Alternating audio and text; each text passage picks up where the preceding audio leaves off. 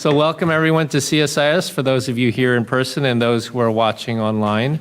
My name is Victor Cha. I'm Senior Vice President for Asia and Korea Chair at CSIS, Vice Dean and Professor at Georgetown, and we're very happy to have our discussion today on North Korea Futures, a National Intelligence Estimate. Our featured speaker is Sid Seiler, who is the National Intelligence Officer for North Korea.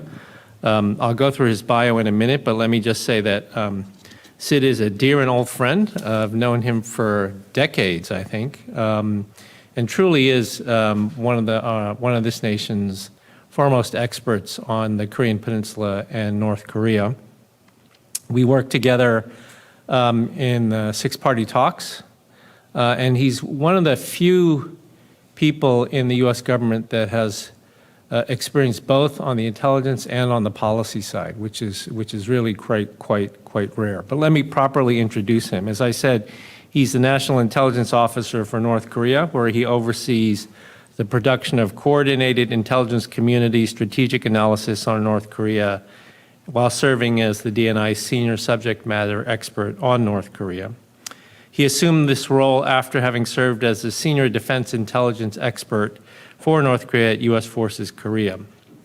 Prior to that, he served as U.S. Special Envoy for six-party talks, where he coordinated U.S. diplomacy and policy on North Korea and was heavily involved in negotiations with North Korea, as well as the daily engagement with our six-party country partners. And before that, he served on the National Security Council as Director for Korea. Again, so a very rare combination of both intelligence experience and policy experience. He has a long and distinguished bio, which I won't go through. It's available on our website. I'll just note that he is a native-level speaker of Korean. His Korean is better than mine. He received his Master of Arts degree in Korean Study from Yonsei, their Graduate School of International Studies. He's the author of Kim Il-sung, 1941 to 1948, The Creation of a Legend, The Building of a Dream, and is a recipient of the Joint Chiefs of Staff's Distinguished Civilian Service Award, the National Intelligence Superior Service Medal, and the ROK Order of National Security Merit Chonsu Medal. I did not know that. This is a very unique event because we're going to have a chance to hear from Sid talking about a recently declassified national intelligence estimate on North Korea. So really a rare opportunity. We're very happy to have Sid with us. I'm going to invite him to the stage to present some of his thoughts on this, and then we'll sit down and have a conversation between us and with you all here in the audience. So with that, please, a warm welcome to Sid Seiler.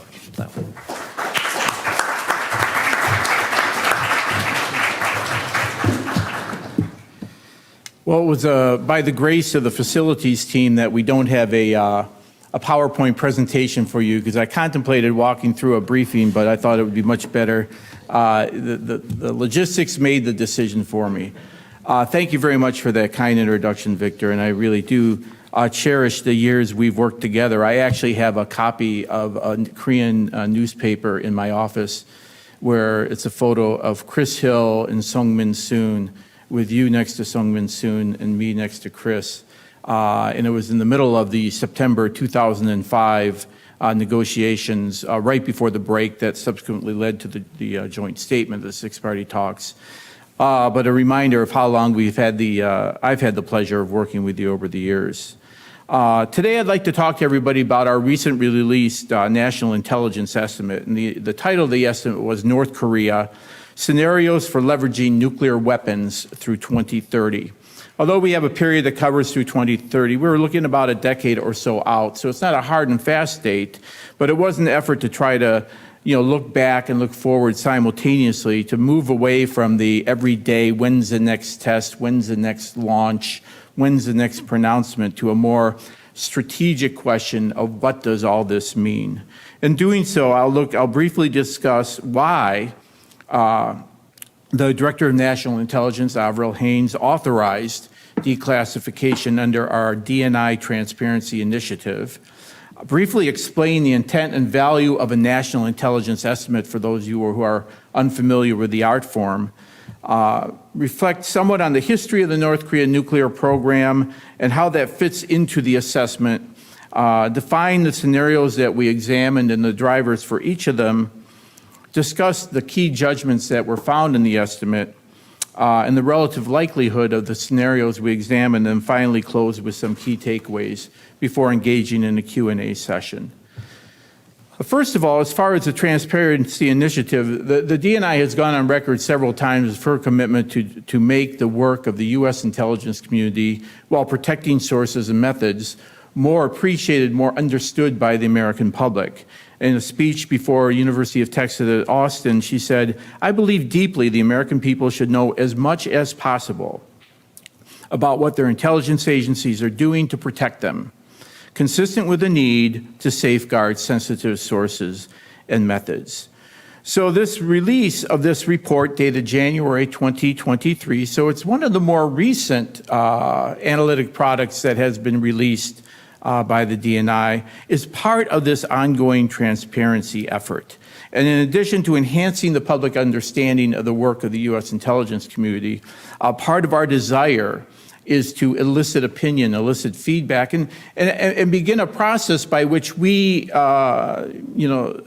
participate in a dialogue on these key national security interests, that somehow by introducing into the public domain these assessments, that they can help generate and shape and mold discussions externally that in turn can help feed our system internally. And of course, our NIC chair actively supports this in declaring that the NIC would seek to identify these types of products that they could release, again, through the proper vetting and clearance procedures, but also invigorate our internal efforts towards engagement with outside think tanks, academics, other non-government organizations involved in these critical national security issues. So as far as the transparency initiative and products like these coming out, there's more to follow. Stay tuned. So what is a national intelligence estimate? In the broadest sense, it's the most authoritative statement from the intelligence community on any given national security topic. They're strategic by nature. They take a long time to produce, and they stand as a reference document for often years to follow. They're estimative. They seek to go beyond what is in front of our eyes to kind of look forward, take a few steps out where separate from the everyday, effort to try to stay abreast of the various developments in the world. It's drafted by the National Intelligence Council, often with either staff members, NIOs, their deputies, or by cooperating with analysts from throughout the community. The review process, the coordination process, taps all 17 of the intelligence agencies. They're all involved. They all have input.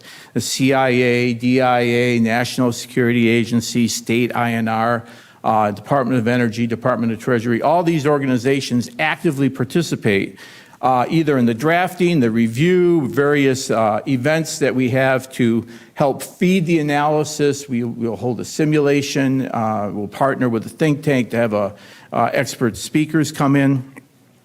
And at the end of the day, what we have is an authoritative document with diverse expertise.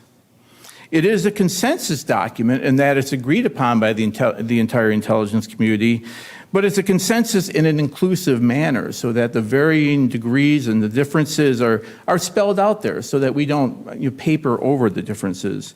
And again, it has a long shelf life. In this regard, what really excites me about this particular paper and this particular topic is its high policy impact.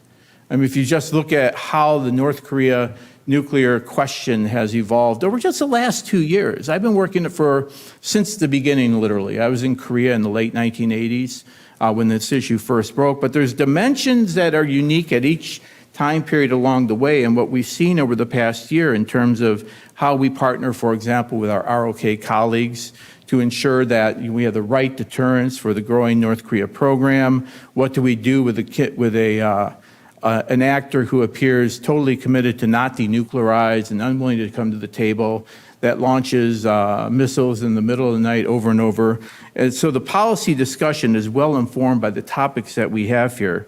It also enables military planning, deterrence planning. It allows us to think through scenarios, some more likely than others, but nevertheless non-zero probability, high impact scenarios to risk using too much jargon. And by non-zero probability, what I mean is that these scenarios are sufficiently realistic that they deserve examination, they deserve discussion, they deserve watch over time to have indicators of when they might come about.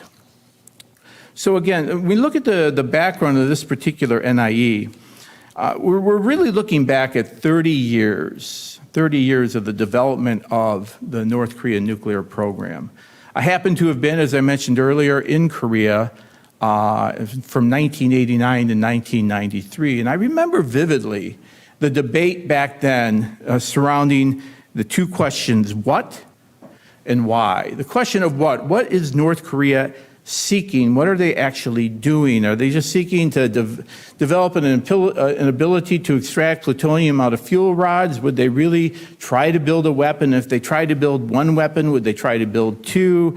Would they negotiate it away? Was it a bargaining chip? Or was this actually a capability that North Korea was pursuing? And how would we be able to know what exactly it was in terms of the capabilities? The why question is, of course, more of an intent type of question. And that why question was present back then. I know we're all asking the question today, which is what the NIE addresses. Are they going to use it as just a defensive capability? Are they going to use it in more coercive means? Are they going to use it in a revisionist manner? These why questions that we have today were very similar to the why questions that we had back in 1990. 1990-91 was a very different period if you think back, right, in terms of the classic Cold War confrontation on the peninsula, the tensions that existed between two very powerful militaries across the DMZ from each other. Again, my first tour in Korea was 1982 to 1987, peak of the Cold War, peak of the confrontation, a very kind of robust North Korea as part of a socialist bloc threat to the United States and every freedom-loving country of the Western world. By the end of the 1980s, 1988 Olympics in Seoul, against the request of Pyongyang, each and every socialist bloc country, including the USSR, including China, including Eastern European countries, all sent delegations to the Republic of Korea for the highly successful 1980 Olympics. Building on the success of the Olympics, No Tae-yu, President No Tae-yu, through his Nordpolitik policy, advances diplomacy with the Eastern Bloc, and of course history has other events taking place, right? The collapse of the Soviet Union, the taking down of the wall in Berlin, and then normalization relations, China with Republic of Korea. And over a period of a few years, North Korea's world is turned upside down. And the criticality of the ability to have an asymmetrical capability beyond the conventional deterrent began to grow in North Korea. But nevertheless, there was still the question during the agreed framework time period where we appeared to have had some progress in slowing the growth of the program through the freeze of the plutonium program, that the North Korea's program nevertheless during that time period continued to grow. Fast forward to 2016 to 2017. 2016 to 2017, I had the fortune of being in Korea as the lead analyst with a command out there. And as we were dealing with the fast-paced launches and tests that marked that time period, this is when I began to ask the question, what is Kim seeking? For all intents and purposes, if you think about it, the end of 2015, North Korea had had 3 nuclear tests under their belt. They were assessed to have missiles in ranges from short range to medium to intermediate and even intercontinental that had varying degrees of reliability assessed, uncertainties associated, question about weaponization of the warhead, et cetera. All that aside, from a strictly deterrence perspective, looking at where North Korea had moved by then, you could say that North Korea had secured a sufficient level of deterrence that they could pivot to actually follow through on their promises made to their people in 2013 under the title of Byungjin to simultaneously pursue economic and nuclear development. And, I remember the January 1st, 2016 New Year's speech of Kim Jong Un generated a lot of optimism at that time that it lacked any mention of the nuclear word. And people were very excited. Maybe now is that long-awaited pivot to the economic focus. Maybe that will open up some new diplomatic possibilities. I remember the analysis that came out within the first few days after the New Year's speech, very optimistic. And then January 6th, we had the fourth nuclear test. And then a nuclear test on January 6, 2016, that ended up laying the groundwork for the missile-a-month mania that we would see between 2016 and 2017. Again, it was during this time period where, reflecting on where does Kim hope to be, led me first to kind of conceive of this idea of three possible futures Kim might be striving for. Classic intelligence analysis, right? Three possibilities, one hot, one cold, the middle one probably being most likely. It's not surprising that's where you come out. But at the time, using some alliteration, I came up with this idea of either a responsible, a rogue, or a revisionist North Korea, deliberately avoiding the reunification question because we could have another whole debate about North Korea's conventional forces' ability to reunify and hold the peninsula.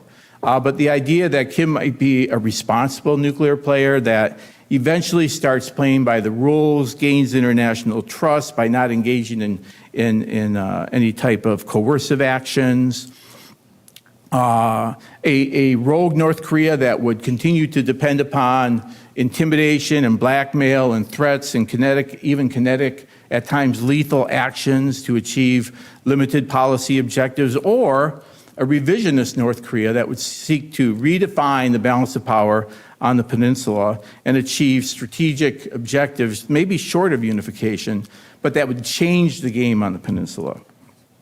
By 2019 to 2023, we see the issue entering an even newer dimension, right? And the question of what is he seeking to achieve and why. For those people who for years had said, and I heard it, I was on the receiving end of this, all North Korea wants is what? To talk to the United States. All North Korea wants is to be treated as an equal.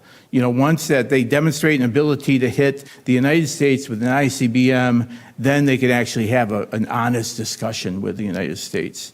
2019 to 23 was a stark reminder that North Korea's, Kim Jong Un's aspirations go far beyond that, as we see the development during this period, not only of a new series of upper-level Hwasongs that fall within the intercontinental ballistic missile category, which are of concern of their own, but in terms of the shorter-range ballistic missiles and the associated rhetoric coming out of Pyongyang that now South Korea was in their targets. Now this program was focused on developing a capability to defeat the Republic of Korea forces very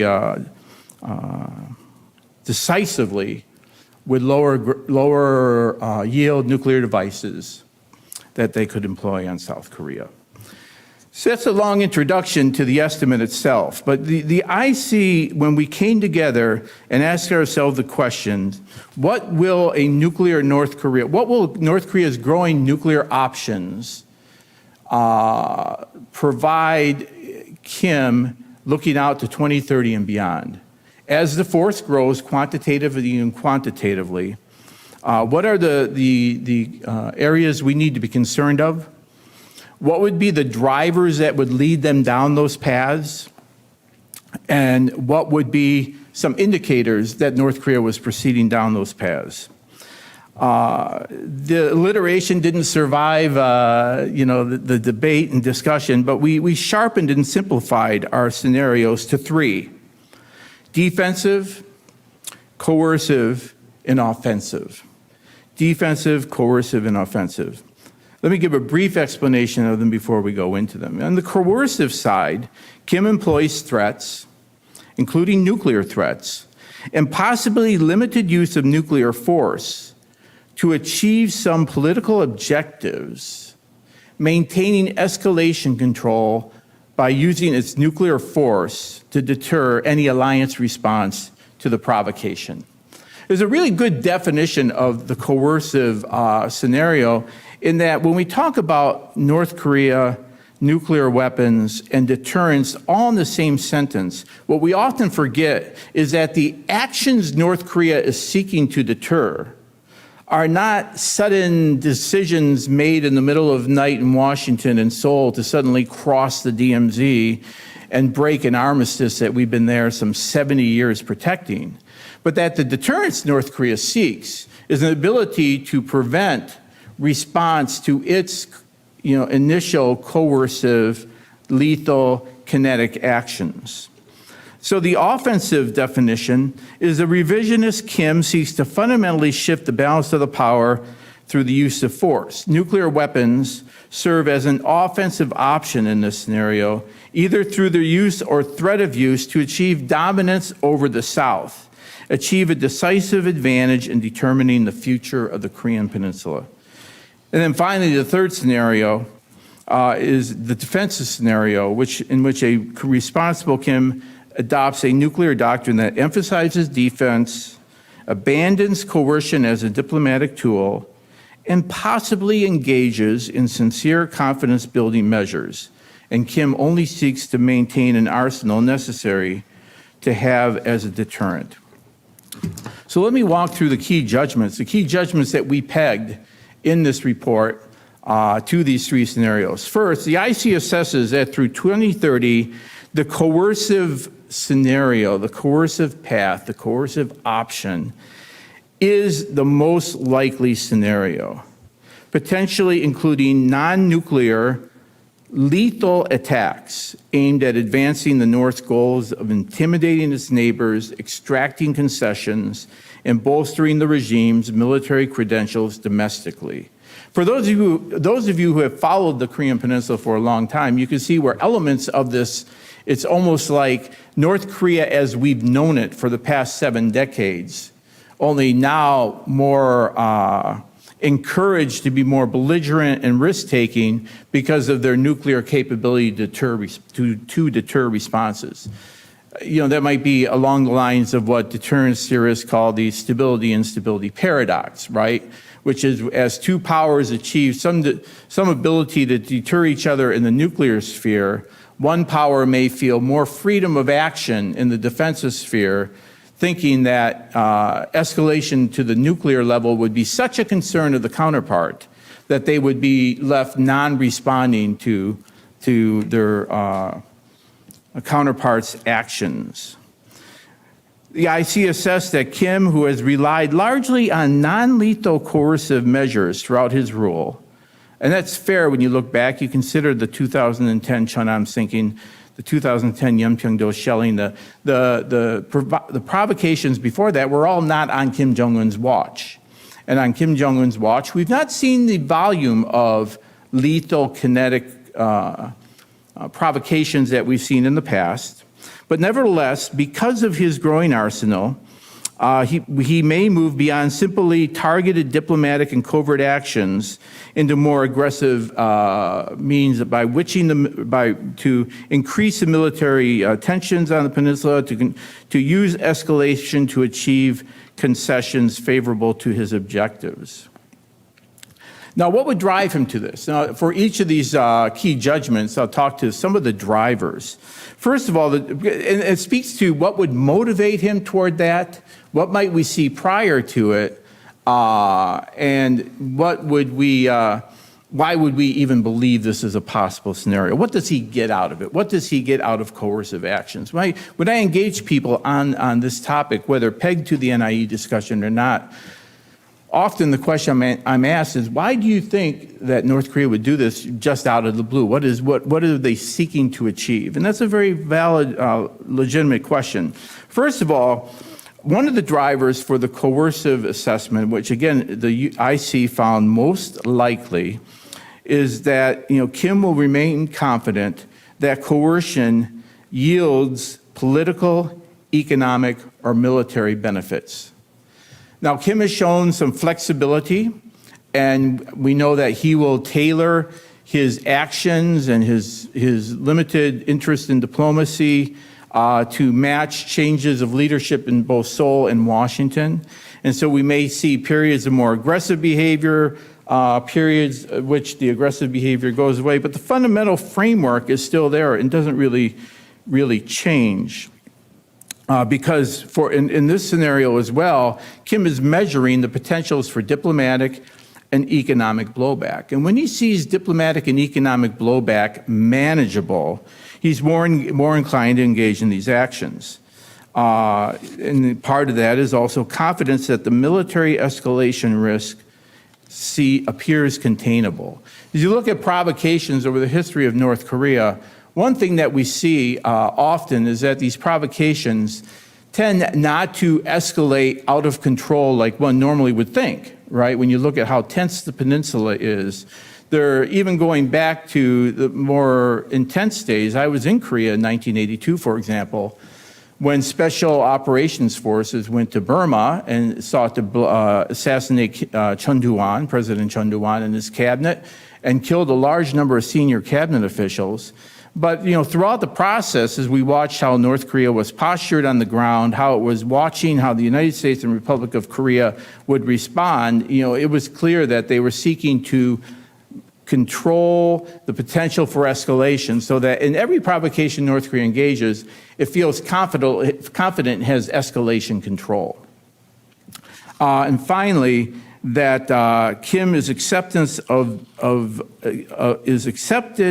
the fact that he has only a few external lifelines upon whom to depend, right? He doesn't worry that, aggressive action is going to curtail European Union investment or even South Korea investment. He will always have Beijing and Moscow to whom to turn in times of need, which gives him the freedom that he has to engage in actions that otherwise would undermine a more sophisticated, robust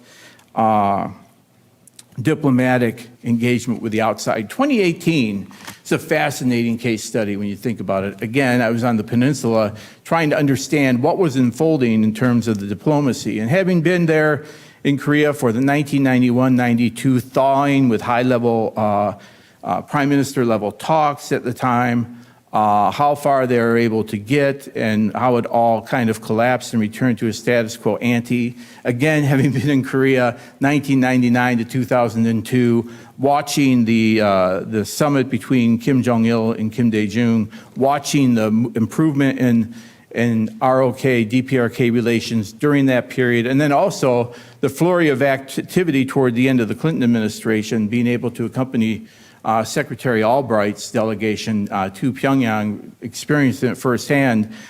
We had seen periods before where there's been a thawing that somehow at a certain point North Korea gets what it wants out of the diplomatic process, and then it goes back to some type of status quo ante, some sustained confrontation with the ROK and the United States that is really kind of, North Korea is more in its comfort zone when it's in some type of standoff, rather than engaging with the United States or South Korea. And, again, that points to the very limited diplomatic objectives that North Korea pursues and their ability to return to some type of confrontational, provocative mode is largely driven by the fact that they see little value in not going to that mode. And then finally, key judgment number 3, the defensive scenario. We assess I'm sorry, I skipped. That was key judgment number 1. Key judgment number 2, the offensive scenario. The offensive scenario is the sum of all fears scenario, right? The scenario in which Kim believes through the use of military force, either backed by or including the use of nuclear weapons, he can achieve strategic objectives through revisionist, aggressive military actions. The IC assesses that this offensive strategy, seeking to seize territory, achieve political dominance over the peninsula, and achieve these objectives that would include the use of nuclear weapons, will be much less likely than the strategy of coercion. An offensive strategy, we're quick to point out, would become more likely if Kim believed he could, one, overmatch South Korea's military capabilities, two, deter U.S. intervention, and three, maintain China's, and to a lesser extent, Russia's support. The final scenario also that we considered was whether there was some type of domestic cataclysmic change in North Korea that pushed Kim to a use or lose last chance to survive use of nuclear weapons. Again, it's important that the IC found this was much less likely than the strategy of coercion, but not a zero probability scenario. What would lead to Kim taking this offensive? Well, one would be an underlying interest in revising the status quo. I remember back in 2020, which was a real turning point for the North Korea pivoting away from diplomacy, away from attempts to engage the outside world, even before COVID closed the borders. A fifth plenary session of the Seventh Party Congress was held in Pyongyang that, after warning through 2019 that if the U.S. didn't come to its senses and return to the table without demanding denuclearization, it would choose another path. The alternative path was shown, and it was shown under the title Head-On Breakthrough Offensive, like a Chonmyeon Dolpachon, right? You can translate that a number of ways, but hobo makes it easier to remember. And part of that Head-On Breakthrough Offensive suggested that North Korea would break through its problems, economic, military, diplomatic, through self-reliance, belt-tightening, inward focus. We don't need sanctions relief. We don't need dialogue with the outside world. We will break out of our hardships. It will be an arduous struggle, renamed Arduous March later. It will be an arduous march. It will be hard. We will have to put economic goals aside for a while, but we will break out of this, this constrained environment we have. And it reminded me that the breakout idea that Kim would seek to punish the outside world for sustained pressure and sanctions and engage in military actions, part of which would demand some type of concessions from South Korea to stand down and return to some type of peace, that this remained maybe a long shot, but again, a not impossible scenario. So an underlying interest in using force to fundamentally revise the status quo on the peninsula, confidence in his conventional forces' balance of power, the ability of the conventional forces, maybe building upon the lessons learned from looking at the events in Ukraine and the challenges that the Russian conventional forces have faced in the conflict there, that his KPA may not be up to those types of standards to follow through. But if he was confident in his conventional forces, and he felt fully empowered by his demonstrated battlefield and strategic nuclear missile capability.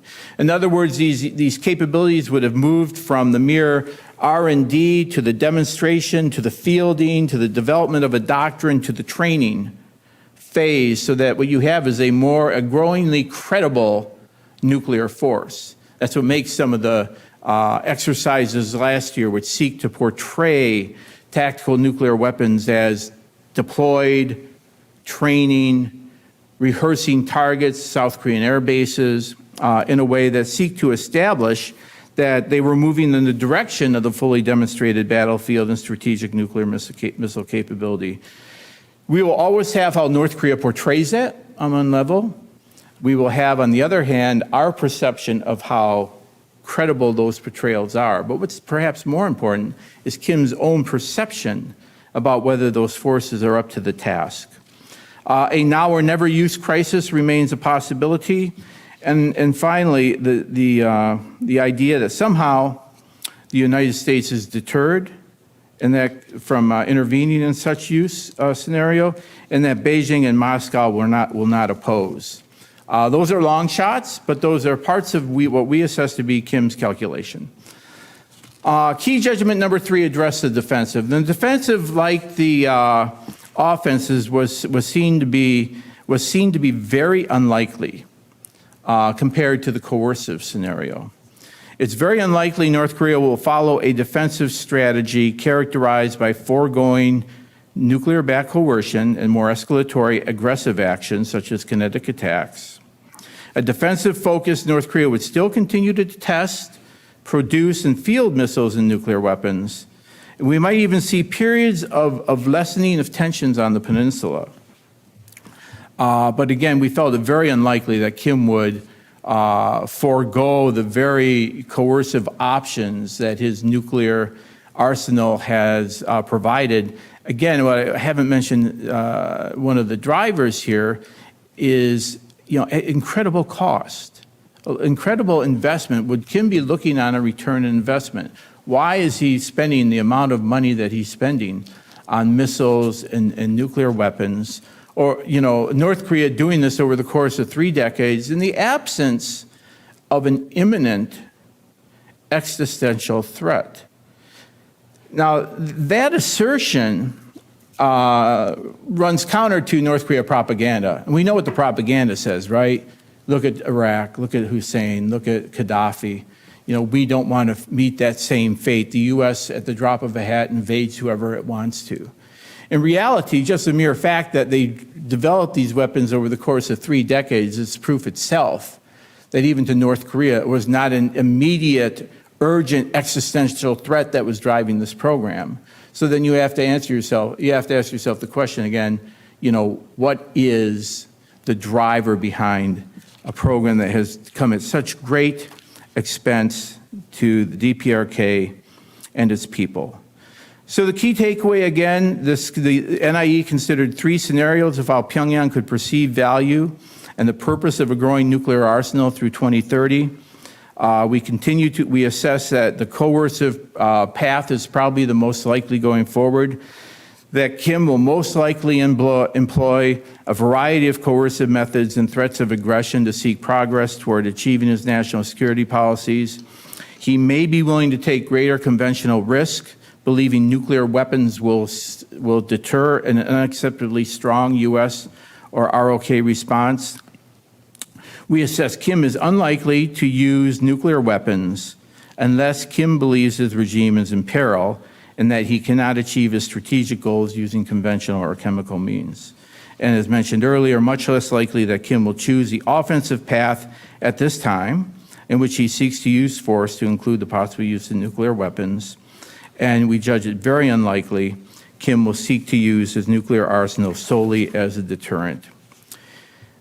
So that's an overview of our NIE. Our NIE can be found, by the way, at the website dni.gov/newsroom, or media can reach out to DNI Media at dni-media@dni.gov.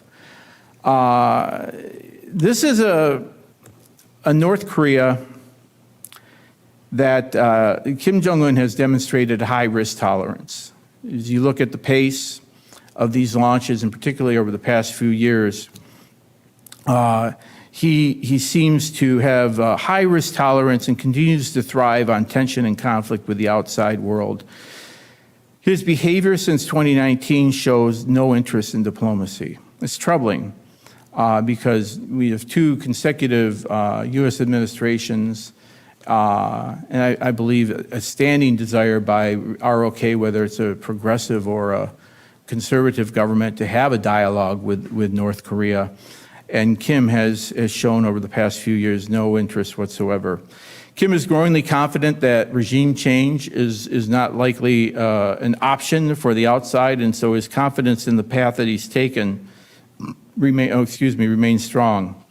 He's overconfident in escalation control, and that is a troubling concern going forward, particularly as he continues to see force and intimidation as a key to inter-Korea relations. He sees value in driving a wedge between Seoul and Washington, and I think it's been most disappointing to him. I think at the end of the Moon administration, his biggest frustration was that, the constant demands. I remember I was reading Udi Minjo Kiri daily, as well as the other United Front Department affiliated propaganda organs. The demands of South Korea were simple. Stop cooperating with the U.S., lay aside the nuclear issue, and engage with us, with no concern about sanctions. And guess what? The Moon administration refused to do that. His efforts to split the alliance have failed, and that is no small part the result of a lot of efforts by both Seoul and Washington to maintain the alliance. And so this is what we need to look at going forward. This becomes more of a policy and a military planning and deterrence issue. But looking forward, the key for deterring some of these worst-case scenarios will be convincing Kim Jong Un that the risk is not worth the gain. So with that, let's talk.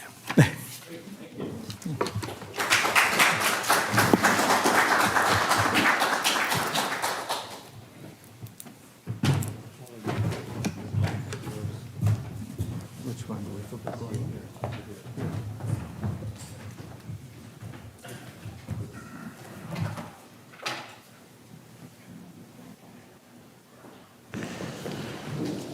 Okay, great. So thank you very much. That was really very interesting. And as Sid mentioned, you can find this NIE on the DNI website. We will also have copies of it available for you as you leave, as you depart from the meeting.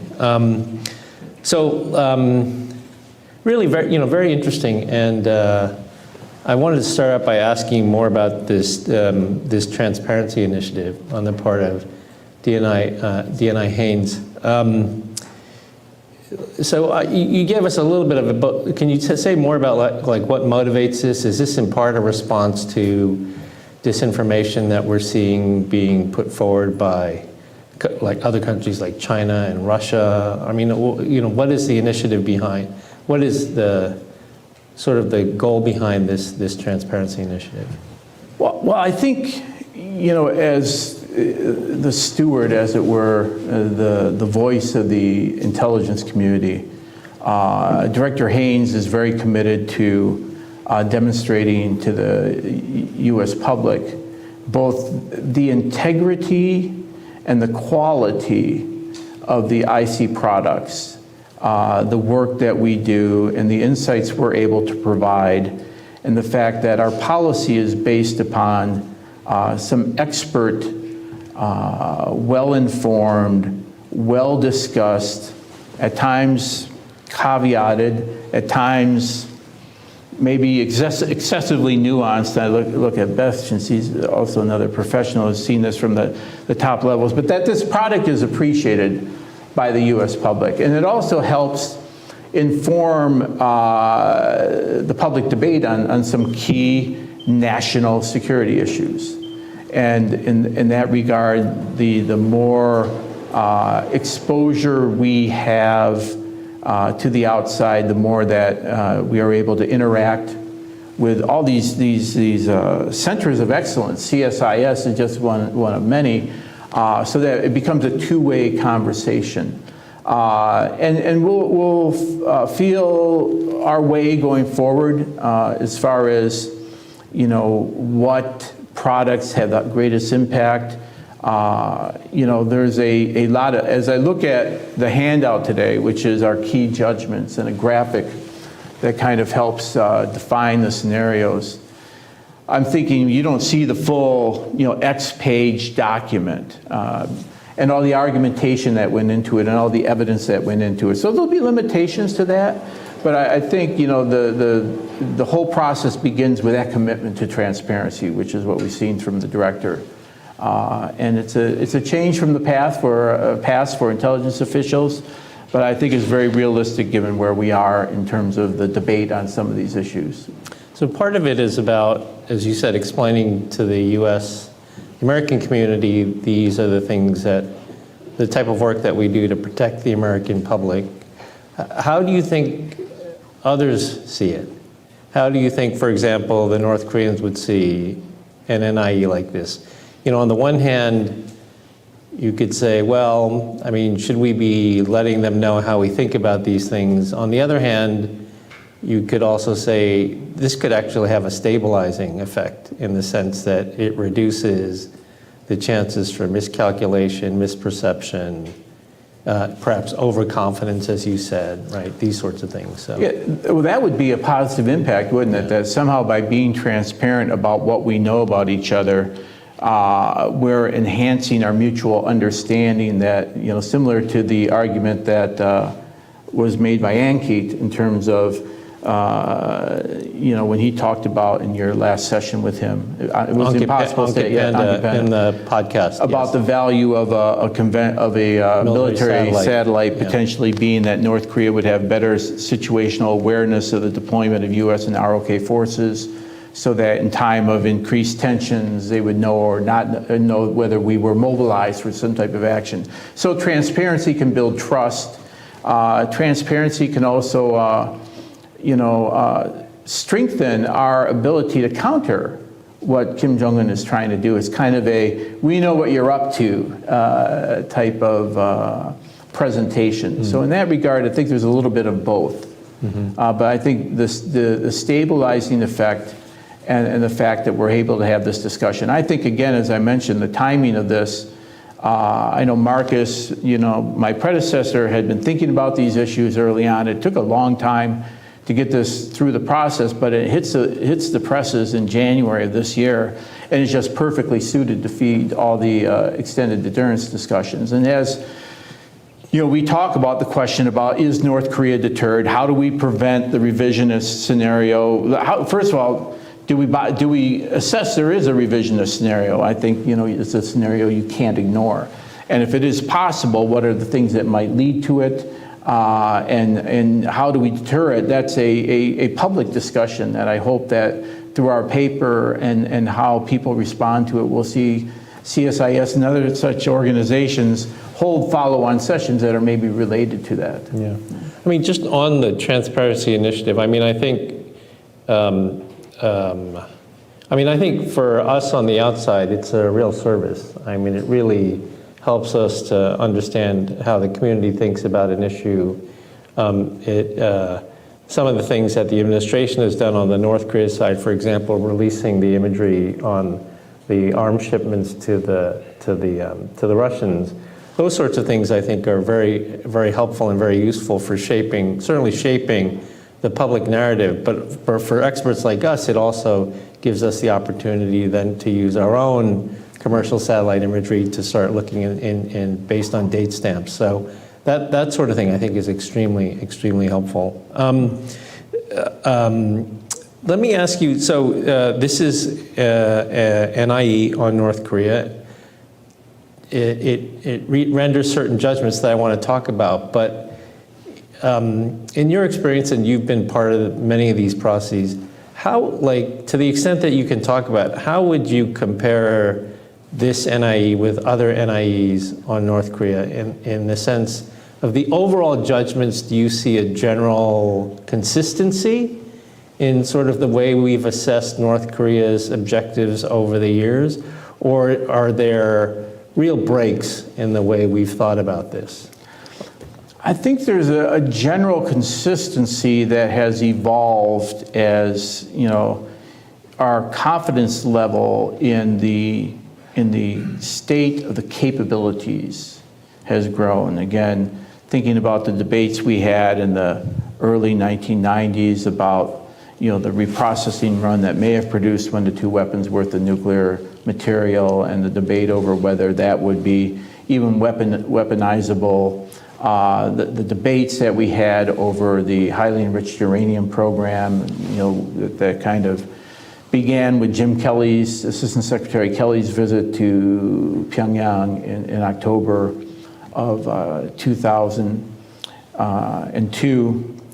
And, you know, the nuclear test of 2006, and then the advancements of the missile.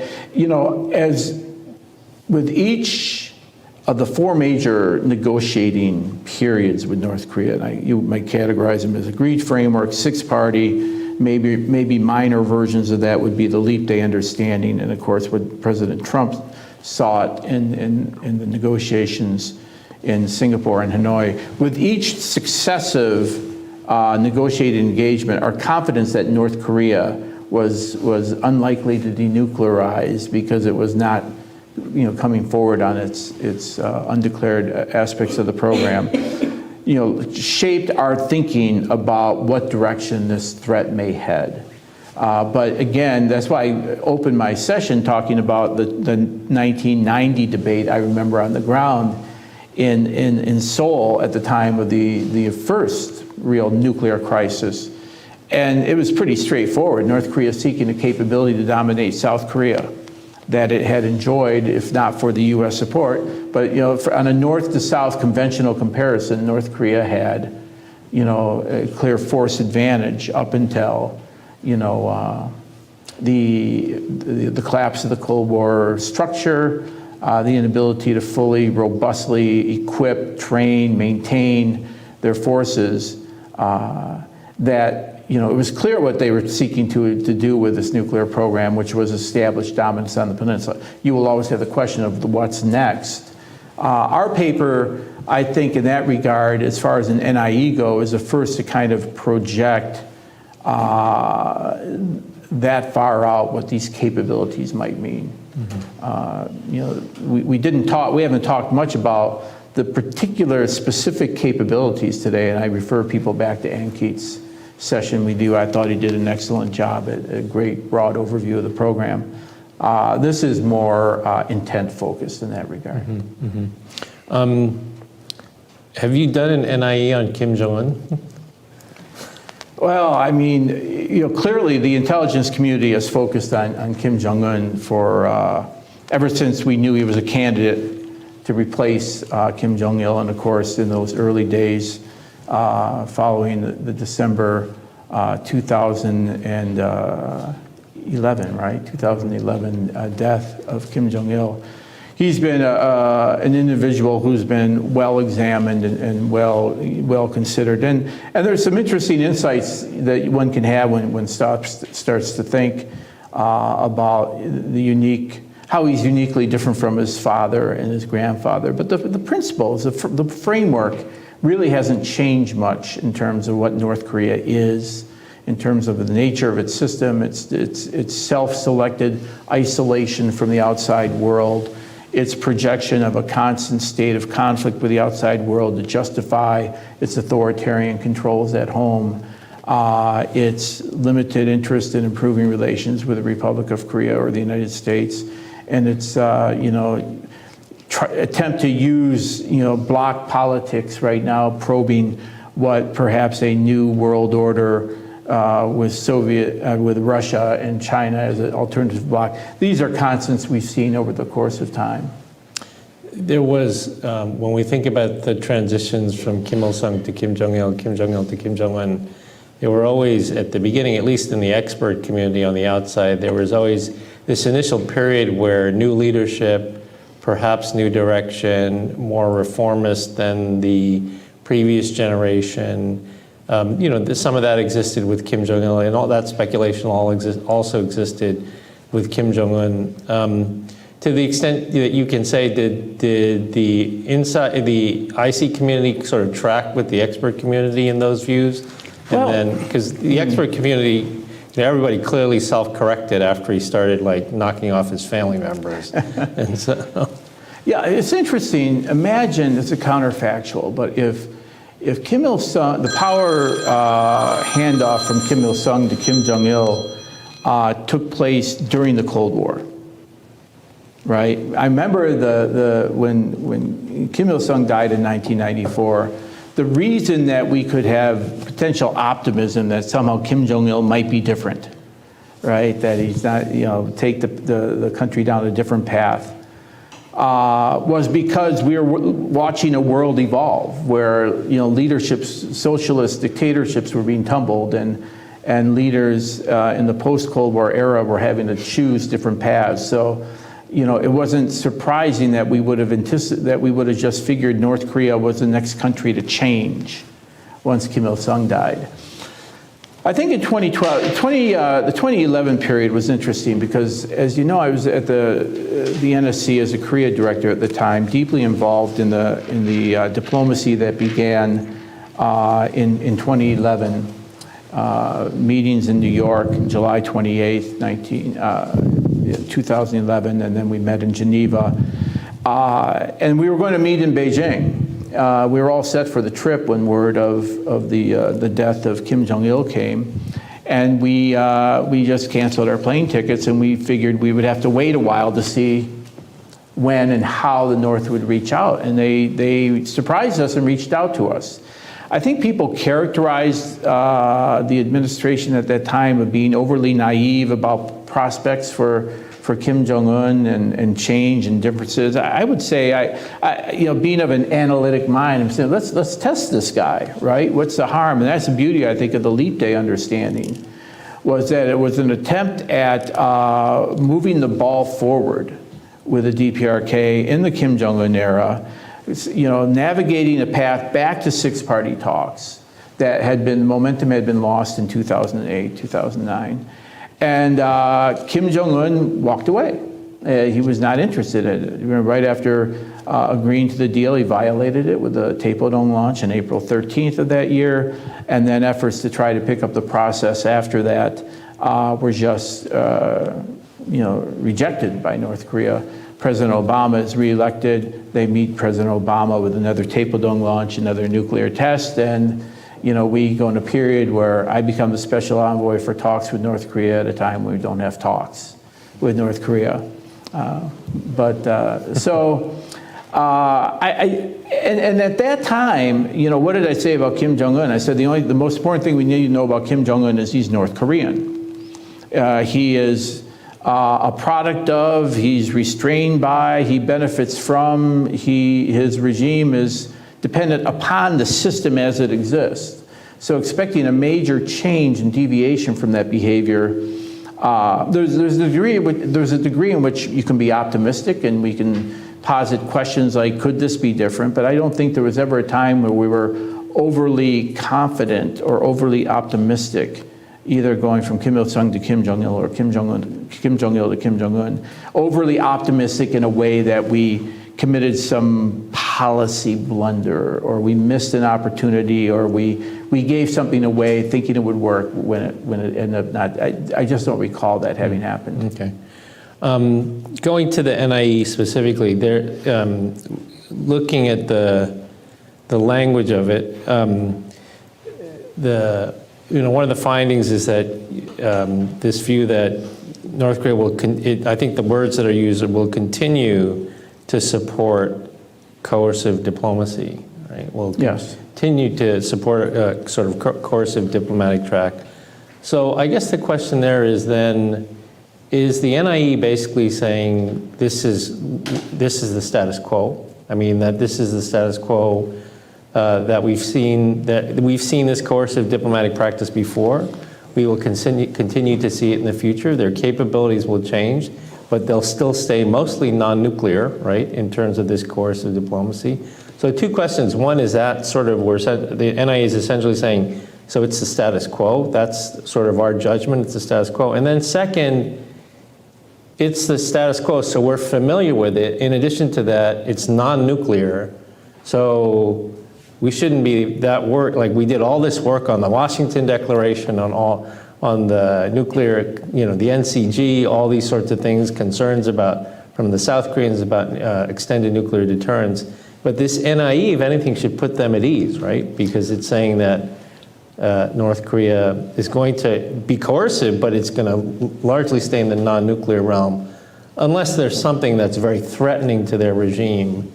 Something of that nature. Would that be an incorrect takeaway from the NIE? I think I would just spin it a little different way, which is it's the very actions that we take in our approach to this problem, together with our ROK colleagues, within the trilateral sense, and other multilateral actions that we take.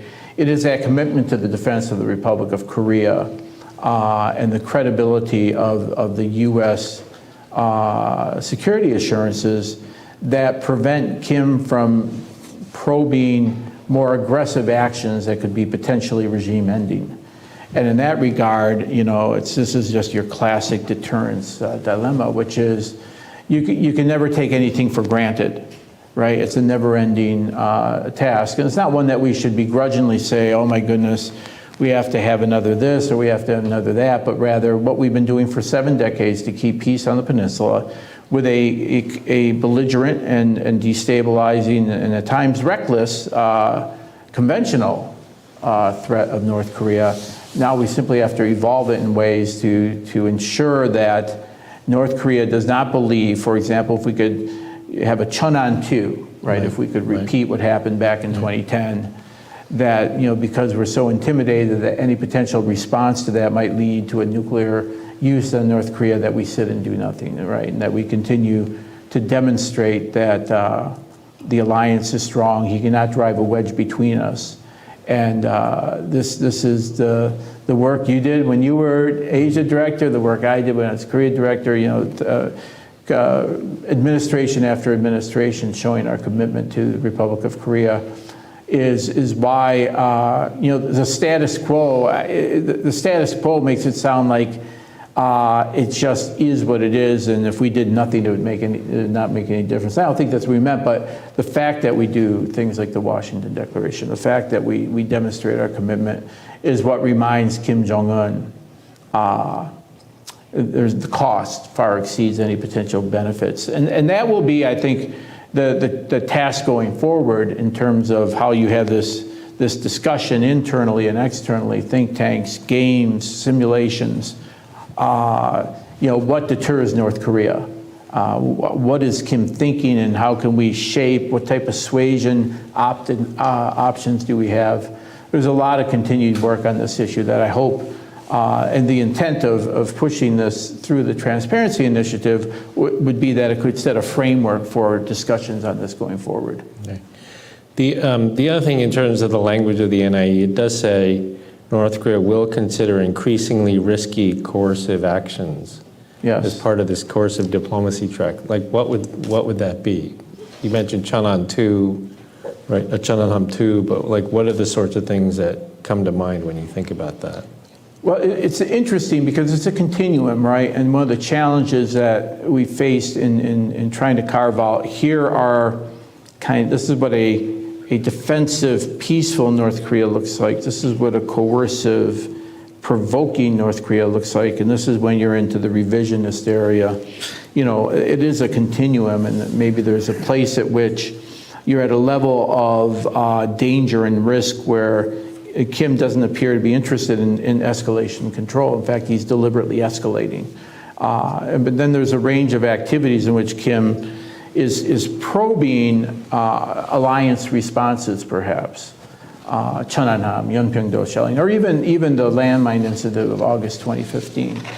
And then you ask yourself, toward what end? Well, first objective is to drive a wedge in the relationship, to get Washington and Seoul at odds with each other, questioning each other, doubting each other. Again, he's not succeeded in doing that, but that's been our classic assessment of provocation calculi, which is, how can I engage in actions which either politically embarrass, politically punish, seek to establish some type of military dominance, or just otherwise, wedge the U.S. ROK relationship. And so the assessment is that over time, as the capabilities grow, Kim is likely to consider such actions, but all within the range of those types of actions that would fall short of revisionist, that would risk regime survival, because paramount for Kim right now in our assessment is regime survival, not seeking some revisionist change of the status quo for the near term. Okay. So I want to ask you to put on your policymaker hat, since you have an intel hat and a policymaker hat, and be the policymaker consuming this NIE. And so when I look at this, I see, this, I liked your alliteration better, frankly, but, we'll have to go with this. The highest likelihood scenario is coercive. Right? In terms of level of risk to the United States and its allies, that's about a medium risk, right? Because, so high likelihood, medium risk to the United States. On the other side, you have defensive, right? This sort of defensive outcome. Likelihood of that scenario is low, but at the same time, the level of risk to the United States of that scenario is also assessed to be low, right? So as a policymaker, understanding that we can't let perfect be the enemy of the good, my question then is, how do we get from the coercive outcome to the defensive outcome? Like, how do we move North Korea in that direction as opposed to coercive to the offensive direction? Like, how would you answer that? Like, how do we move them from, obviously the ideal outcome is denuclearization, right? That's the ideal outcome, but if we don't let perfect be the enemy of the good, how do we move them from coercive to defensive? Because that, according to the NIE, is the lowest risk for the United States of these less than perfect outcomes. Well, let me pivot back to like the original 3 R's, just so I can speak about the responsible, because usually I've been accused of creating a straw man there, a straw man that's so hard to imagine that it's easy to debunk, right? Like, how could a responsible North Korea assumes international acceptance of its nuclear status? It assumes that we would be willing to meet North Korea on its terms, and its terms really being driven at their core by abandoning the security commitment to the Republic of Korea. And it would imagine North Korea that would forego provocations as a tool of coercive diplomacy that has marked the regime behavior since the Korean War, right? And so it's almost otherworldly to imagine. I know it's a North Korea assertion today. Their narrative basically is, we're a nuclear power, the world should get over it, we're not seeking your recognition, we are what we are, and we'll play by the rules, we'll do what you do. You test, we test. And IMO, we try to notify you when we're launching satellite, all we do is get criticism, next time we're not going to waste our time. The challenge of shaping actions that would lead North Korea down the defensive path or the responsible path is that the guarantee that they would work in securing their outcome is very low. This is almost related to the question, why don't we just accept nuclear as a nuclear power and then proceed to arms control talks? Well, that kind of ignores the fact that we've tried talks that are essentially like arms control. We've sought to build a negotiating path that goes to CVID as its end state through a process of confidence building measures. North Korea has walked away from that. Second, the downside is accepting a nuclear North Korea is right on that path to North Korea's 3 main objectives when it comes to the U.S. ROK alliance. First of all, it's getting us to reduce and eliminate our exercises. Second, reduce and eliminate our strategic asset deployments. And then third, reduce and eliminate eventually U.S. forces Korea and walk away from our commitments to the Republic of Korea. So I think right now where we stand is that the probability that you could lead North Korea down that path and North Korea would actually respond in a goodwill manner without taking advantage of that is pretty low. Fair enough. Yeah. Okay. 2 more questions before we go to the audience, and this is really, I'm just looking for your opinion. I'm not necessarily looking for what a prior NIE or other assessment might have been. What do you think that North Korea took away from what do you think were the lessons learned from North Korea from the failed summit in Hanoi? The failed Trump diplomacy, in particular the summit in Hanoi. That the U.S. remains committed to the denuclearization of North Korea, and that the goal of Pyongyang in leading the U.S. to accept the United States, North Korea as to lead the United States to accept North Korea as a nuclear equal. And to move beyond the nuclear issue. And again, part and parcel of that would be to eventually, weaken the U.S. ROK alliance and have a new relationship with the U.S. Is not possible. And that you know, the diplomatic breakthrough that they hoped that they had achieved somehow in getting the Republic of Korea and the United States to engage in diplomacy after their behavior, their actions in 2016 and 2017 was simply not going to work. And I think you can see it somewhat in their rhetoric, in particular about sanctions relief, where, you know, to justify to the home audience, to which I remember watching North Korea television as the train was on its way to Hanoi, and the expectations internally that the propaganda machine was building up that there would be a new future for the DPRK now that it had won this great diplomatic victory in this battle with the United States. They had to walk all that back, and center to that was, you know, was instituting that message in the head-on breakthrough offensive and associated propaganda.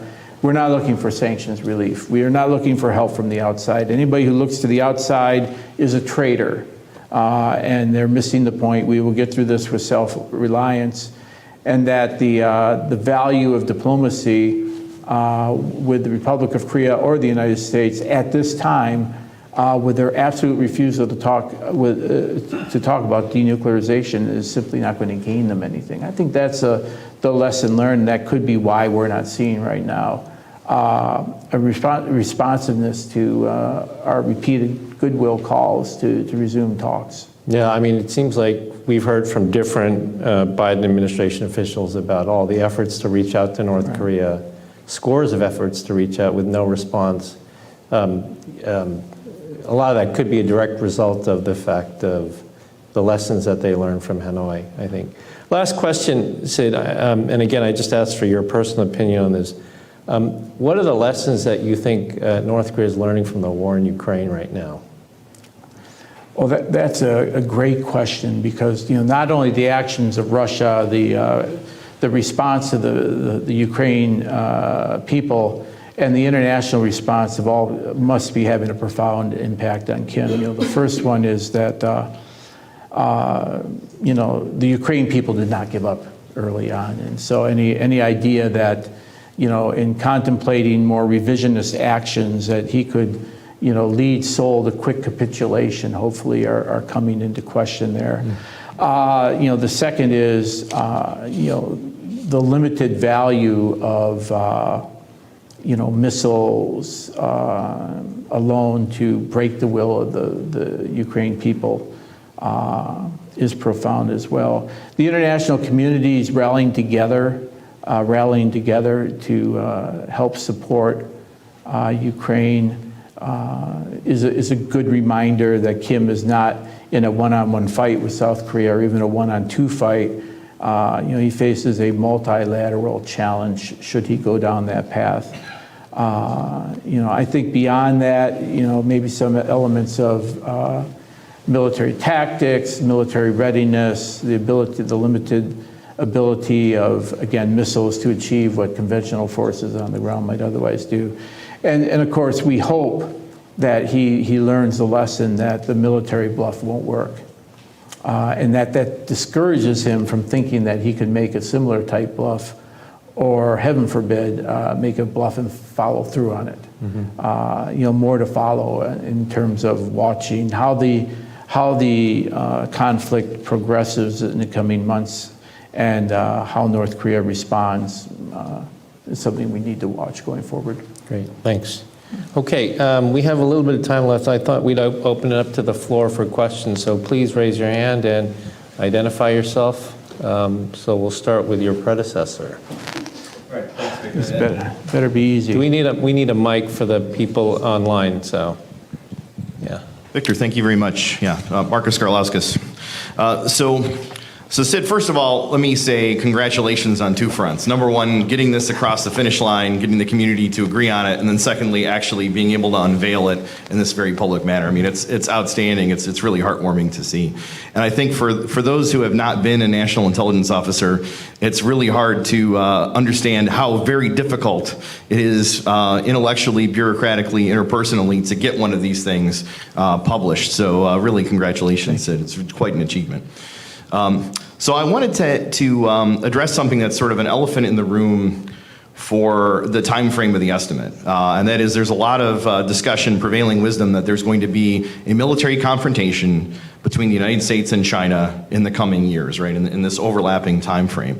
And I know, there are reasons that the estimate can't, speak in depth to something like that, and it's always challenging at the IC to think in terms of these sort of hypotheticals piled on hypotheticals. But to the extent that you can, I'm really interested to hear your thoughts, for the group on is the potential for U.S.-China conflict and how that would play out. Is that a variable that could affect which of these pathways that North Korea ends up taking? No, Marcus, thank you. Thank you for the kind comments and the excellent question. And the answer is, of course, it does. And, we can imagine, you can matrix the possibilities, right? PRC directs North Korea to cause problems during some type of conflict to distract the United States. PRC tells North Korea not to do anything out of fear of horizontal escalation. North Korea watches quietly and then watches which way things break, and if they break in a favorable direction for China, maybe North Korea is encouraged it can get away with the same thing, or either that it can get away with it in terms of success, or get away with it in terms of Beijing's inability to try to constrain or oppose North Korea's actions in a way that would look hypocritical. We of course, considered this, and there's a lot of thinking about this, and I think the opinions are divided. They're hypotheticals. It's something that we know has to be taken into consideration because I think without getting into how we weigh the various variables, the idea that we'd have to worry about North Korea's behavior during a crisis over Taiwan is pretty straightforward. It's a no-brainer. Yeah. Thanks. Mm-hmm. Yes, in the back. Hi, Aaron Kiesler from Tesla Government. I want to dig a little more into the North Korean intentions behind the Trump diplomacy. So I think we talked about under the coercive scenario, the nuclear program is really an indispensable part of achieving Kim's goals and deterrence and maintaining regime survival. So I guess kind of where my question is, what was the end game behind those talks? Did they really seriously consider denuclearization? Did they think they could be tough negotiators and get big concessions without giving away a lot? Or was the talks, being able to sit at the talks, just a form of success and validated their coercion approach? That's my question. Thank you.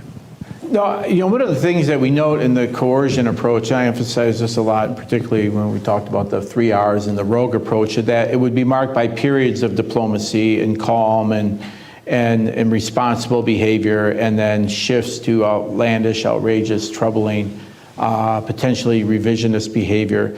And so the talks themselves, what I wanted to do with this strategic characterization of these 3 scenarios is not have us to redo the NIE every time we moved into a series of missile launches or into a series of dialogue. And I hopefully we succeeded in doing that. When you look at, I can't help but look at Hanoi and think about what we were trying to accomplish in the Leap Day understanding, what we were trying to accomplish in the 6-party talks, and why Jim Kelly went to Pyongyang. You got a program, you're pursuing it, you're not putting it on the table. That clearly shows that, the agreed framework, great negotiation, great document, by 2000 by the time the HU program's coming on board, in that period it kind of exhausted its value and purpose. 6-party talks, Chris Hill, Victor, and others, we took the ball as far as we could. And then Leap Day understanding, and Hanoi. I think Hanoi took the ball as far as it could credibly go. And at that point, Kim Jong Un just exhibited no interest in going any further, and that led to where we are today. Yeah, I mean, personally, in terms of the 6-party, like the lesson I took away from that is we really got a sense of how far North Korea would go, and that was they would go as far as giving up elements of Yongbyon. But when it came to the declaration of the inventory, that's when it all stopped. That's when they were not willing to give a credible declaration, which would then take us into the actual dismantlement phase of, if we talk about freeze, disablement, dismantlement, that would have been the threshold for the dismantlement phase, and they were not going there. Like that was sort of the end, right? And we found the same thing in the Leap to Understanding negotiations, exactly. And I think Hanoi had a little bit different flavor to it, a little bit different choreography, but at its core, it's essentially what unfolded. Yes, here in the front. I'm Beth Sanner, former deputy DNI, and my more favorite job was vice chair of the National Intelligence Council when Marcus was NIO. And I just want to say, I think both Marcus and Sid just represent exactly what we want in the U.S. government, and what I hope the American people and our allies really appreciate the depth of knowledge and also the willingness to have these conversations. So my heart is filled with pride today. So my question is, in part, a challenge to everybody here, as much as it is a question to Sid. But one of the things I think is really important in any of these, especially estimative processes, is to think about how we could be wrong. Right. And I know the intelligence community always thinks about that, and the ability to show that work here is not possible because of the sensitivity of it, but it's something that certainly folks in this room can take up, and having those conversations, especially because we're looking out ahead. My specific question is, how does an escalatory scenario fit into or challenge the outcomes, how you ranked these different scenarios? If you understand my question. I mean, because I do think that we're at a point now where we are in a little bit of a different place in terms of the risk of an escalatory scenario, based on both North Korean actions and also South Korean and allied U.S. and also Japanese responses to that. That's a great question, and thank you for the kind words, Beth. Yeah, I think about what motivated the actions of the Cheonnam sinking in March of 2010 and the Yeonpyeongdo shelling, and the degree of confidence that built into those provocations was some type of expectation of a response or willingness to absorb whatever it was we were going to do in return. And again, in August 15th landmine incident, we see a similar kind of factoring in a little bit of surprise on North Korea's part, I think, in the way the Park Geun-hye administration responded in a forceful way, which led the North to back off. And since then, and it's hard to attribute how much of it has been the declaratory language of the Korean mass punishment retaliation, the reminders from Seoul of the price that North Korea would have to pay. But what's clear is, I think North Korea has shown an understanding for now that there's a higher price potentially to be paid. So if it's going to go down that escalatory path, that it would have to do so with greater deliverables that warrant the action, as it were. In terms of how it would lead us to reassess the scenarios, I think the beauty of having done these three scenarios and having done a scenario-based approach, using some backcasting types of exercises, imagining what the end state would look like and assessing what would get us there, is the indicators of one are kind of the disprovers of the other, as it were. And so we have built into the estimate a number of areas if we have this wrong. If we, for example, high confidence that the coercive is most likely and not the revisionist, what would we begin to see if we were wrong? This is like, how do we know this is not just a one-off provocation? When are we in an escalatory cycle? And the beauty of it is, I think, both in terms of how we respond to these provocations and how the analysis will feed the decision-making process in those cases, it doesn't depend upon, obviously, the strategic document being all-encompassing and right. We still do what's necessary in terms of, deterring, and then where deterrence fails, defending and defeating. I don't know if that addresses the question. In part, I'm thinking also about an accidental scenario where we get into an escalatory cycle because Kim is misjudging in part, but just Yeah. shit happens. You know, I'm always a guy. That's a technical term. It's probably good that I wasn't on the mic. Boy, didn't that work out well? So I was talking about maybe an accidental escalatory cycle, where something goes wrong and we find ourselves in an escalatory cycle.